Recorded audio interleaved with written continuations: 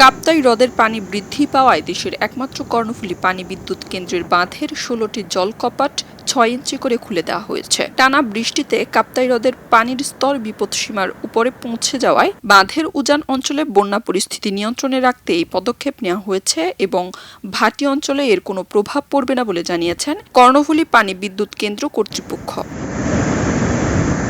এই পরিস্থিতিতে বাঁধের ভাটি অঞ্চলে বন্যা পরিস্থিতি নিয়ন্ত্রণে রাখতে সতর্কতা দেওয়া হয়েছে। বিশেষ করে চট্টগ্রামের কর্ণফুলী নদী তীরবর্তী চট্টগ্রাম জেলার রাঙ্গুনিয়া ও রাউজানের আশেপাশের নিম্নাঞ্চলগুলোতে বন্যা পরিস্থিতির সৃষ্টি হতে পারে বলে সংশ্লিষ্টদের সতর্কও করা হয়েছে। এজন্য এই বন্যা পরিস্থিতির সার্বিক প্রস্তুতি নেওয়ার জন্য এই বিজ্ঞপ্তি দেওয়া হয়েছে বলে জানিয়েছে কর্তৃপক্ষ।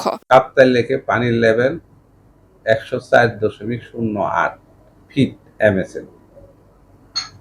আজ ১১টা ৩০ মিনিটে স্পিলের ১৬টি গেট ৬ ইঞ্চি খুলে দেওয়া হয়েছে, তাতে ৯,০০০ কিউসেক পানি ডিসচার্জ হচ্ছে।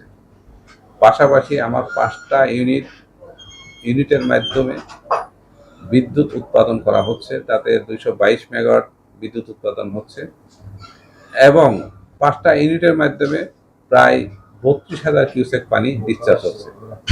বর্তমানে বিদ্যুৎ কেন্দ্রের ৫টি ইউনিট দিয়ে প্রতি সেকেন্ডে ২২২ মেগাওয়াট বিদ্যুৎ উৎপাদন হয়ে জাতীয় গ্রিডে সঞ্চালন হচ্ছে। একই সাথে এই ৫ ইউনিট দিয়ে প্রতি সেকেন্ডে ৩২,০০০ কিউসেক পানি নিষ্কাশিত হচ্ছে কর্ণফুলী নদীতে। সব মিলিয়ে এখন প্রতি সেকেন্ডে ৪১,০০০ কিউসেক পানি কর্ণফুলী নদীতে নিষ্কাশন হচ্ছে। তবে সতর্কতা থাকলেও ভাটি এলাকা চট্টগ্রাম অঞ্চলে এর কোনো প্রভাব পড়েনি। খবরের কাগজ, নিখাত, নির্ভীক, নিরপেক্ষ।